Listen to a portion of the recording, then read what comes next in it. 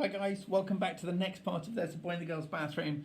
And rather excitingly, Bradley has been invited to play basketball with Jeff, Robbie and all of their friends. Chapter 33.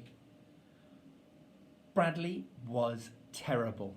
He dribbled with two hands. He passed the ball to people who weren't on his team. But worst of all, whenever anyone passed him the ball, he said, "Thank you." He never shot at the basket. He didn't dare. Finally, after his team was losing 28-6 anyway, everyone told him to try a shot. He looked around for someone to pass to. Jeff sat down and crossed his arms so Bradley wouldn't pass to him. "Just shoot," he said. The rest of his team sat down too. "Shoot it," they said. Everyone on the other team sat down too. "Shoot the ball!" Bradley faced the basket. His tongue slipped out of the corner of his mouth as he carefully aimed, and then he threw the ball high into the air. It hit the back of the rim, bounced against the backboard, then dropped through the net. "Great shot," said Jeff. "Way to go," said Andy, patting him on the back. At first, he couldn't believe it, but then he saw Carla's book lying on the ground at the base of the basket. No wonder, he realised. Everyone headed for the water fountain. Bradley went along too, even though he wasn't thirsty. But then, once he got there, he realised he was thirsty. He just hadn't noticed. "Good game, Bradley," said Brian. "You just have to stop passing to people who aren't on your team," said Dan. "Maybe you should give the rest of us on your team black eyes too," said Robbie. "Then we'll know who to pass to." Everyone laughed, even Bradley. He and Jeff were the last two left at the water fountain. Everyone else had started back to class. As they drank, their eyes met and they broke up laughing. "How did you get the black eye?" Bradley asked after he stopped laughing. "Melinda," said Jeff. Bradley nodded. "She's strong," he said. "Oh boy, you can say that again," said Jeff. "She's strong," Bradley said, and they laughed again. "My book!" Bradley suddenly exclaimed, and he ran back to the basketball court where he'd left it. Jeff shook his head as he watched Bradley run away.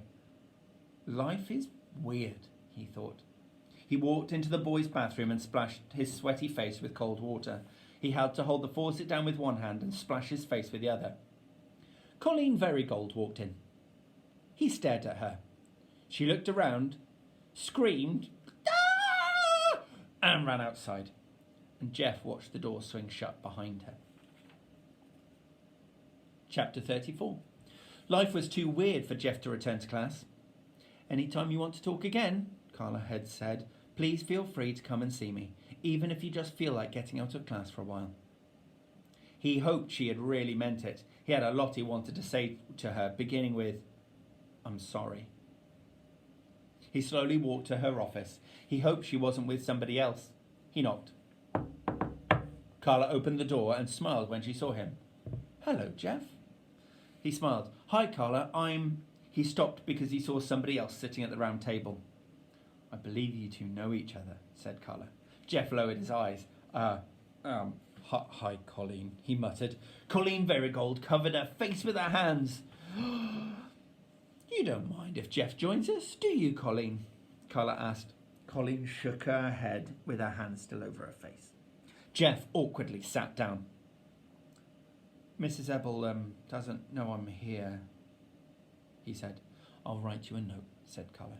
Colleen peeked out from between her fingers. "I'm not supposed to be here either," she said. Carla turned to Colleen. "So, what's the big emergency? Can you say it in front of Jeff?" "He already knows," said Colleen. She looked at Jeff. "You better not tell anybody." "I won't," Jeff promised. "Tell anybody what?" asked Carla. "Colleen walked into the boys' bathroom," said Jeff. "I was there washing my face." "Jeff!" Colleen exploded. "You promised you wouldn't tell!" "Oops," said Jeff. He blushed. "It was only Carla. You were going to tell her anyway, weren't you?" Colleen smiled at him. "I didn't go there on purpose," she explained to Carla. "It was an accident." "I don't believe in accidents," said Carla. Colleen stared at her in amazement. She wondered how Carla knew she had gone in after Jeff on purpose. She turned to Jeff. "I'm sorry for saying hello to you when you didn't like it." "That's okay." "Anyway, how was I supposed to know you didn't like it? You always said hello back." "I know, I can't help it. Whenever anybody says hello to me, I always have to say hello back. He looked at the picture of the green monster with 6 hands hanging on the wall. If a big scary monster came up to me and said, "Hello, Jeff," then I'd probably say hello back to it too. Colleen laughed. "Well, what's wrong with that?" demanded Carla. "If a monster says hello to you, you should say hello to it. If you don't, then I have to wonder which one of you is really the monster." Colleen frowned. She suddenly remembered that Bradley Chalkers had said hello to her at the beginning of the lunch period, and she had walked away without saying hello back. She now felt terrible. "You can say hello to me whenever you want," said Jeff. She smiled again. "Hello, Jeff," she said. "Hello, Colleen," he said. "I read somewhere," said Carla, "that in Zen, the most important rule is that when one person says hello to you, you have to say hello back." "What's Zen?" asked Colleen. "A religion," answered Carla. She got a book from her bookcase. "Here it is," and she read aloud from Raise High the Roof Beam, Carpenters, by J.D. Salinger. "In certain Zen monasteries, it's a cardinal rule that when one monk calls out hi to another monk, the latter must call back hi without even thinking." "Jeff should be a Zen monk," Colleen exclaimed with delight. Jeff laughed. "I already say hello to anyone who says hello to me," he said proudly. "Can girls be Zen monks too?" Colleen asked. "Why not?" Carla replied. Colleen laughed with delight, and then she said, "Jeff, do you want to come to my birthday party next Sunday?" "Yes," said Jeff. "That's the second most important rule about being a Zen monk. Whenever another Zen monk invites you to a birthday party, you have to say yes." Colleen laughed again. "But you're the only boy so far," she said. "I'll have to invite one more, but only one. I can't invite too many boys." And suddenly she looked very serious, because she knew what she had to do now. Chapter 35. Before dinner, while it was still light, Bradley's father, bad leg and all, taught Bradley how to dribble the basketball. Bradley could hardly wait to show his friends. The next morning, when the bell rang for recess, everyone hurried outside, except Bradley. First, he had to put his paper neatly in his notebook. Then he had to mark his place in the book and put all his pencils in his pencil holder. And then he put everything away neatly in his desk. He rushed out the door. "Hello, Bradley," said Colleen. He stopped cold. Colleen closed her eyes tightly and then opened them. And with the determination of a Zen monk, she asked, "Would you like to come to my birthday party on Sunday?" Bradley stared at her. "Jeff will be there," said Colleen. "He's the only other boy. Everyone else will be girls. I would have invited you sooner, except, I just found out when my birthday was." Bradley nodded his head until his mouth worked. "Yes," he said. "Good," said Colleen, and ran away. Bradley stared after her and then turned around in a circle as he tried to remember where he was going. "Bradley," called Andy, "hurry up, we need you." He ran to the basketball court and he forgot everything he knew about dribbling. "Is he coming?" asked Melinda. Colleen nodded. Laurie stuck out her tongue and screamed. "Ah!" "It'll be fun," said Melinda. "Bradley's not the same as he was. I think he's gotten better." "Oh, you can't come anymore, Melinda," said Colleen. "Why not?" she asked, obviously very hurt. "Because they're coming and you beat them both up." "Yeah, but they started it." Colleen stared at her, hands on her hips. She couldn't believe Melinda was being so unreasonable. "I thought I was your best friend," said Melinda. "You are," said Colleen, "but they're boys." "Oh, okay, you can come, but you better not cause any more trouble." "I thought I was your best friend," said Laurie. That night, Bradley lay in bed, too excited to sleep. He couldn't wait until tomorrow when he'd see Carla again. He had so much he wanted to share with her, and it was all because of her magic book. He turned on the light above his head and read aloud to Ronnie and Bartholomew. They laughed whenever he did. "I just met Ace. He's my parents' lawyer. Guess what? He's even crazier than my aunt and uncle put together. The first thing he said to me was, 'Do you like peanuts?' 'They're okay,' I answered. 'Good,' he said. He gave me a peanut and I ate it. So he gave me another peanut. 'Do you want another peanut?' he asked. I shrugged. So I ate that one too. Big deal. You must really like peanuts a lot, he said. I told you he was crazy. I want you to remember that, he said. If anybody asks you, you really like peanuts a lot. Okay, I really like peanuts a lot, I said. Then he gave me 3 more peanuts. Eat these. I ate them. You just ate 3 peanuts in 5 seconds, he said. Can you believe it? He had timed me. Tell me he isn't crazy. He isn't crazy, laughed Ronnie. Why is he making such a big deal over peanuts? Asked Bartholomew. I don't know, said Bradley. There was a loud knock on his door. And then his father entered. It's past your bedtime, Bradley, he said. Okay, said Bradley, reached for his light. Oh, you were reading, his father said. Well, that's all right then. You can stay up if you want to read. Bradley smiled. Once again, the magic book had kept him from getting into trouble. So, what did the kids think of your dribbling? I forgot how to do it, Bradley admitted. He hated to disappoint his father. I guess we need to practice more, said his father. Maybe this weekend I'll put up a backboard on the garage. He said good night and he walked down to Bradley's room. Come on, I want to hear more about the peanuts, said Bartholomew. Bradley continued reading. So then he asked me, are you good at math? And I don't like to brag, but math happens to be my best subject. Big deal. Okay, so here's a math problem for you, he said. If you can eat 3 peanuts in 5 seconds, how long would it take for you to eat 50,000 peanuts? I got out a pencil and paper and figured it out. About 23 hours and 9 minutes. That's less than a day, isn't it? Yep, I said. There are 24 hours in a day. He's supposed to be my parents' lawyer and he doesn't even know how many hours are in a day. Remember that, he told me. If anyone asks you, you can eat 50,000 peanuts per day. I laughed. Who's going to ask me that? The police. The chapter ended there. Chapter 36. Bradley giggled as he walked to Carla's office for his regularly scheduled appointment. He couldn't wait to tell her all that had happened to him. She'll be so happy, he thought. She was waiting for him in the hall just outside her office, but before she could say anything, he beat her to it. Hello, Carla, he said, holding out his hand. It's a pleasure to see you today. I appreciate you coming to see me. I appreciate coming to see you. She smiled. The pleasure is mine, she replied. He laughed. He got a kick out of being polite. They shook hands, then went inside to the round table. She was wearing a dark blue shirt, almost black, with little white stars on it. She looked like nighttime. So, what's new? She asked. He opened his mouth, but nothing came out. He didn't know why, but for some reason he didn't want to tell her. What's new with you? He asked. With me? Asked Carla. Nobody's ever asked me that before. You're always asking me what's new, he said. Why can't I ask you? You can, she replied. You can ask me anything you want. Let me see, what's new? I bought a new shower curtain yesterday. But that doesn't sound like very interesting news, does it? What colour?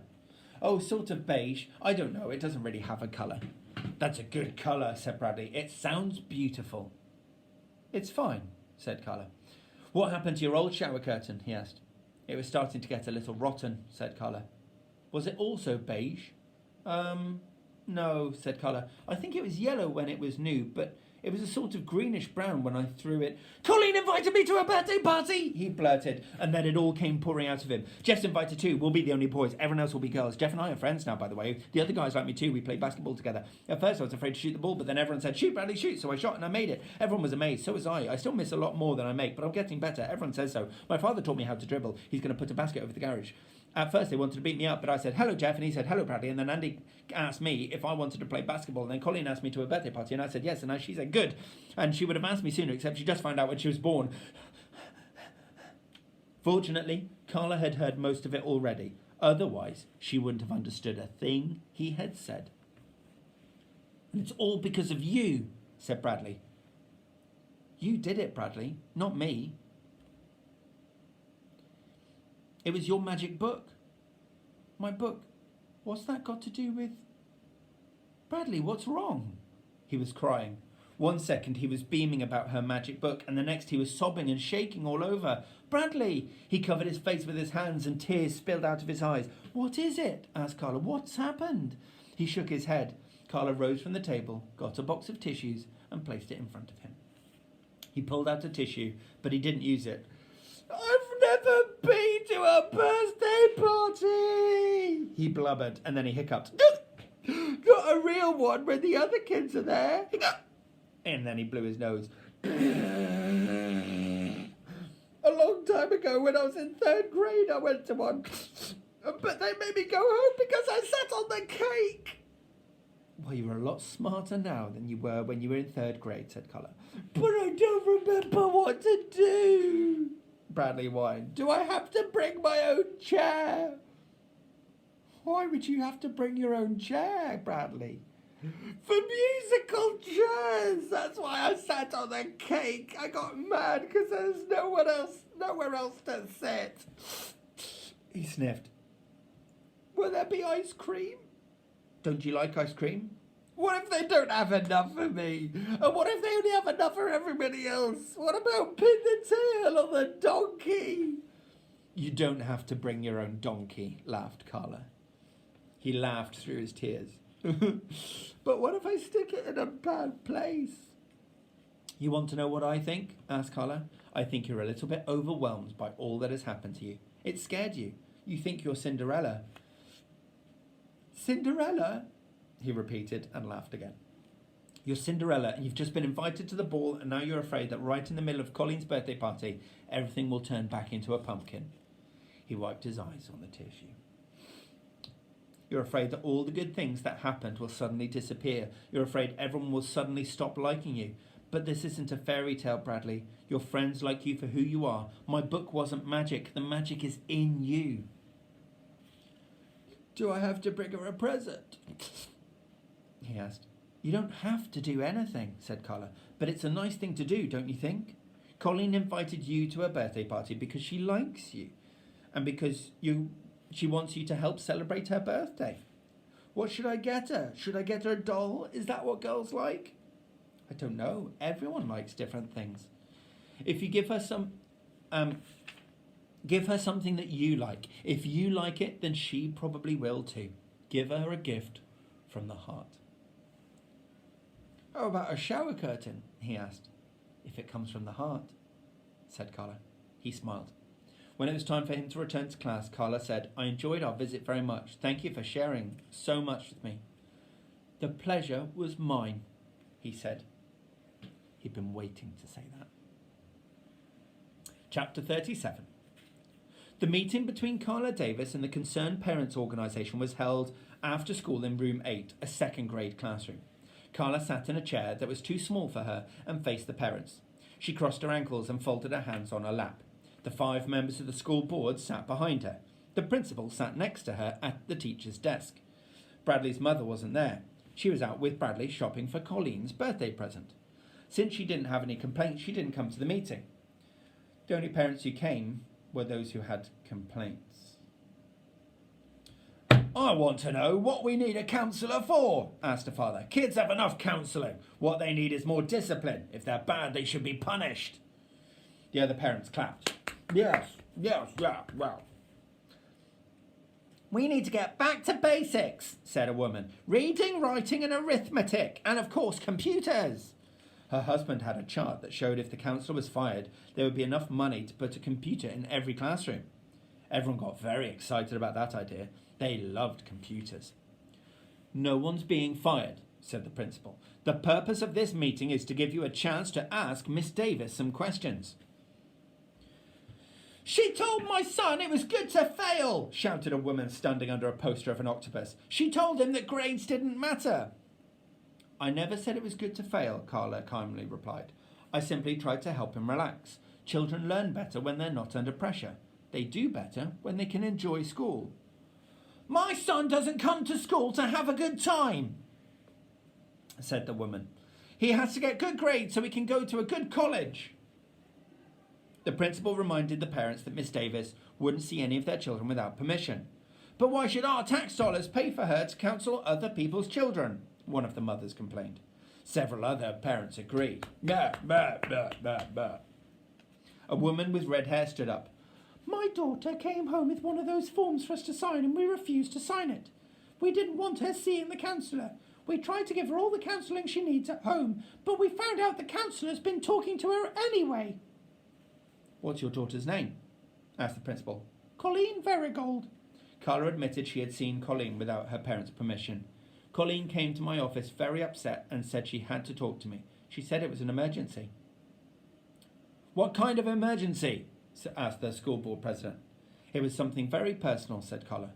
But what was it? Asked the school board president.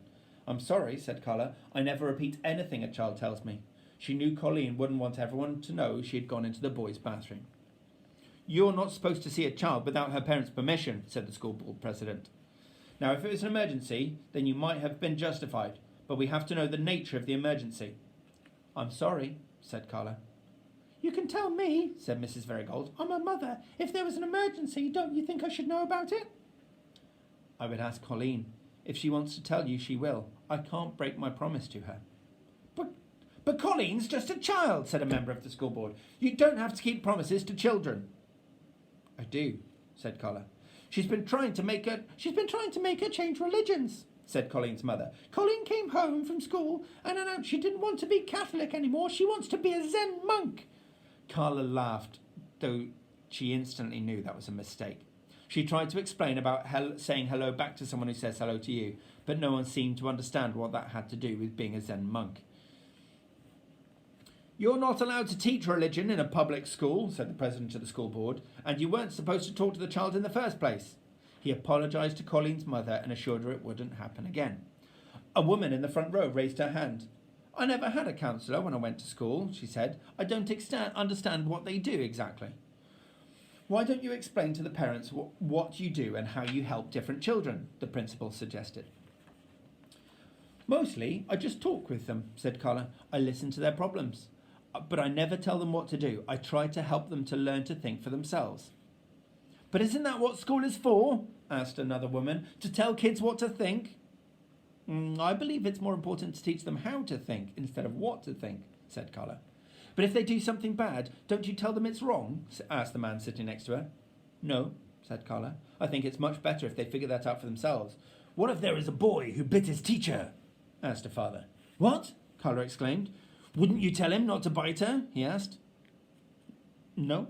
I talked to him about it and tried to find out why he bit her, but... What if he keeps on biting her? Asked the man. What if every day he sneaks up behind her and bites her on the butt? What would you do then? This is getting ridiculous, said Carla. Tell him what you do, said the principal. Carla sighed. I try and help the boy understand the reason he wants to bite his teacher and then help him reach the conclusion that he shouldn't do it. How long would that take? Said a woman. I don't know. A month? Possibly. And meanwhile, he keeps biting his teacher, said the first man. She could get seriously hurt. She could die, said another man. How would you feel then? What if the kid had rabies? Someone else shouted. Don't you think he should get a rabies shot?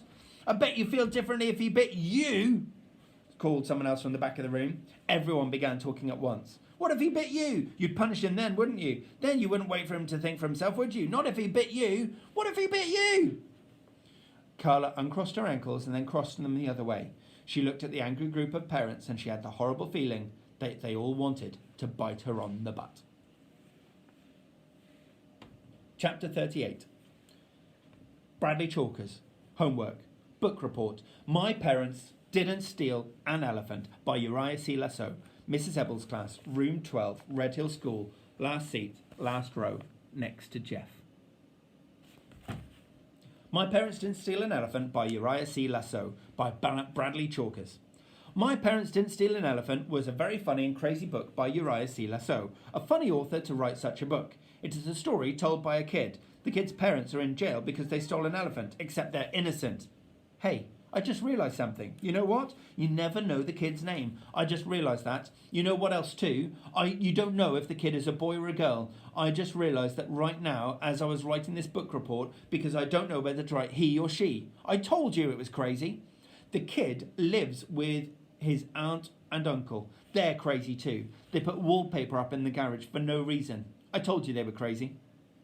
Ace is crazy too. He's the lawyer for the kid's parents. He makes the kid practice crying for an hour every day so the kid will be able to cry good in court. Only when the kid finally gets to court, the kid doesn't cry. He laughs. Then everyone else laughs too. And the kid's parents get to go home because they're innocent. Except, you want to know something? I'm not so sure. I mean, if they really were innocent, then who ate all those peanuts? I told you it was crazy. The end. The end. Absolutely wonderful, said Kyla. Is it good? Asked Bradley.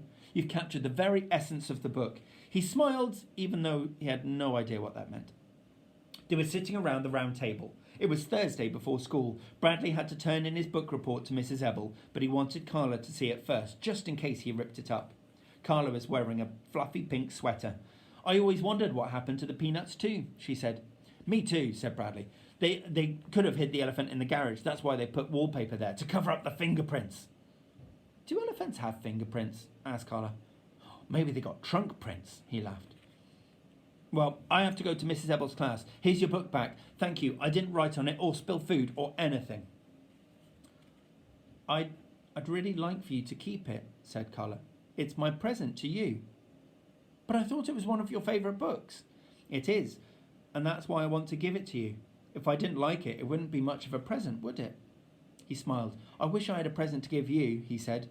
You already gave me one. I did? What was it? The book report. The smile left his face. What's the matter? Well, I'm supposed to give it to Mrs. Ebble, but that's okay. You can have it. It wouldn't be much of a present if I didn't want it too. Carla laughed and shook her head. That's very sweet, Bradley, but that's not what I meant.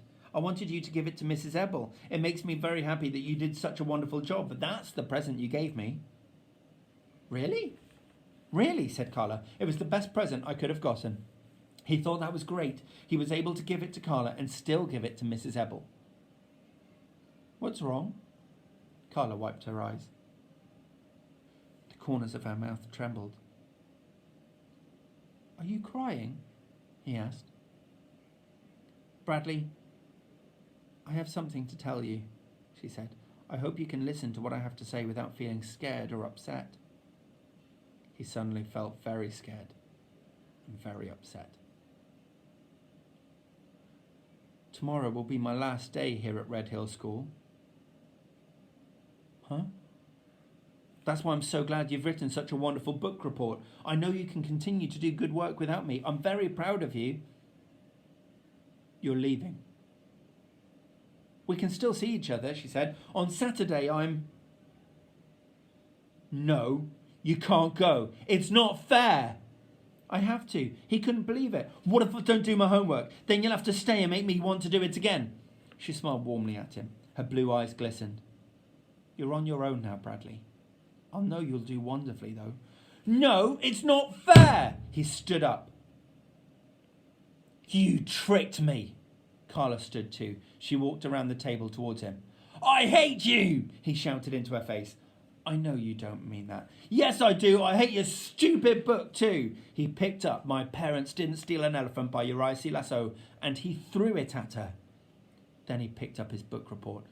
Bradley, please. He ripped it in half and he stretched his mouth so wide it was hard to tell whether it was a smile or a frown. He tore his book report again and dropped the pieces on the floor. I hate you, he shouted, and then he ran out of her office. He ran into the boys' bathroom and he leaned over the sink and he cried. His face throbbed as he watched the water wash down the drain. There was a knock on the bathroom door. Bradley, said Carla, are you all right? Go away, he yelled. I hate you. The door slowly opened and she stepped inside. You're not allowed in here, he said. I think it's important that we talk, said Carla. That's how friends handle their problems, by talking about them. That's why we've become such good friends, because we've learned to talk to each other. I'm not your friend. Why would I want to be friends with you? I hate you. I like you, Bradley. I can like you, can't I? You don't have to like me. I'm not going to Colleen's birthday party, he said, and I don't like Jeff either. I'm never going to do my homework ever, and I'm going to fail all my tests. Do you want to know what I think? I think you're worried that now I'm leaving, everything will turn bad again. You think Jeff won't like you anymore, and Colleen won't want you to come to her party, and Mrs. Ebel will give you bad grades no matter how hard you try. This is the boys' bathroom. But it wasn't me who magically changed your life, Bradley, she said. It was you. You are not Cinderella, and I am not Prince Charming. You're not allowed in here, he said coldly. Saturday, I'm going to need someone to help me move all of my things out of the office, she said. I would appreciate it very much if you would come and help me. Then afterwards we could have lunch together. We can go to a restaurant, just the two of us. He wanted to go to her, to hug her in a soft pink jumper, but he couldn't. It felt like his insides were being ripped apart.